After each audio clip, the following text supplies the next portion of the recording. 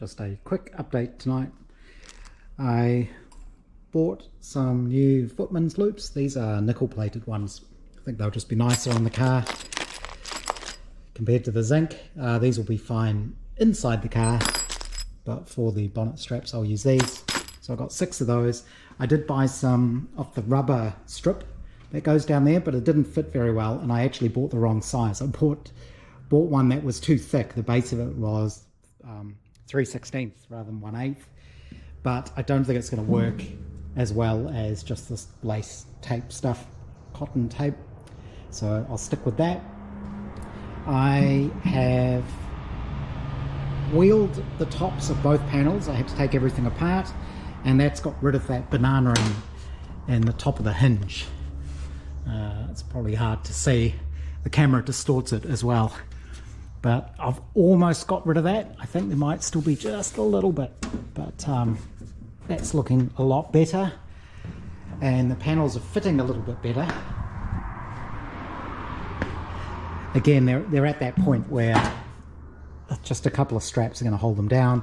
I've welded up the holes, and I spent some time last night looking at period photos. Again, no consistency, they're all over the place. Different louver patterns, some had straps, some which matches what the saloon cars had the louvers in 2 groups, and a sort of angled single catch in the middle. There seems to be either a screw type or a quarter turn type with a T-type handle. The catches that they used on the side here vary from the ones I have to different sorts of styles. Like I say, they're all over the place. So I've decided I'm not going to use catches at all. I'm just going to go with the bonnet straps. And I looked up the rules, and the rules for these cars basically say it's an either-or thing. So either you have a bonnet catch with a primary and a secondary catch. So that's how modern cars work, where it's like a 2-step thing to unlatch the bonnet. Or you have 2 separate catches or locking down methods, and leather straps are appropriate. It specifically says that that's allowed.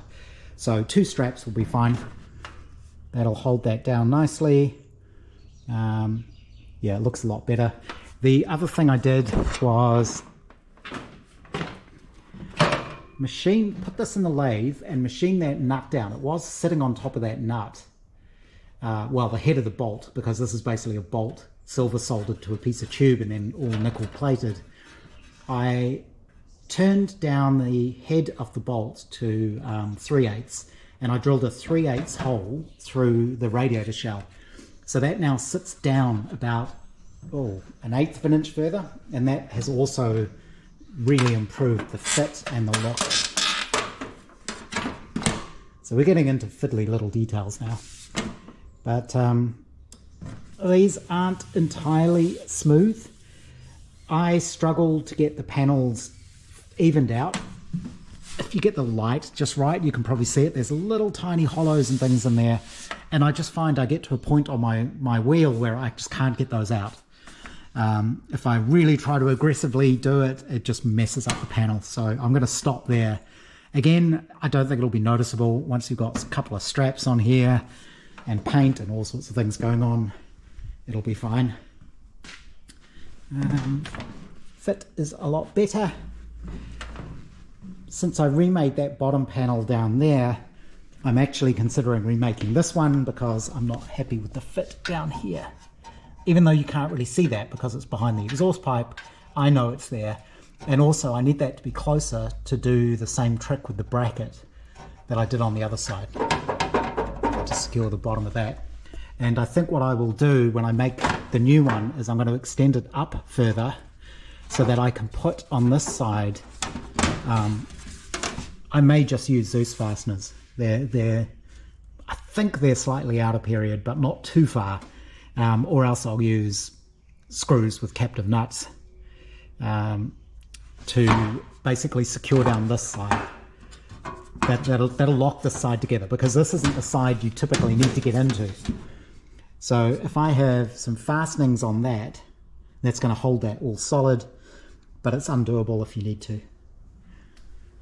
I think that'll be the way to do it. Yeah,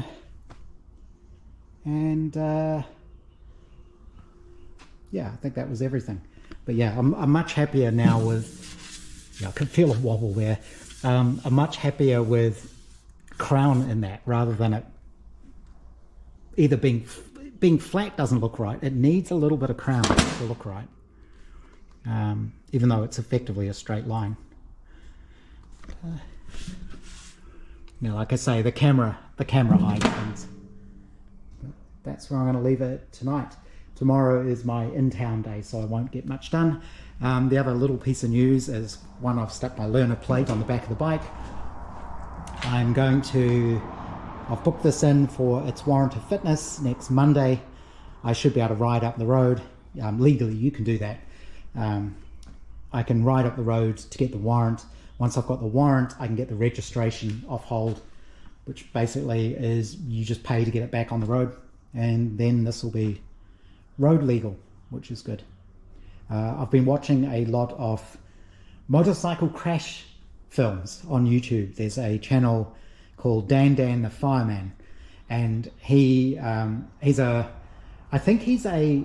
fireman. He's some sort of emergency worker, but he also does motorcycle training, and he has a whole course on it and booklets and all sorts of interesting things.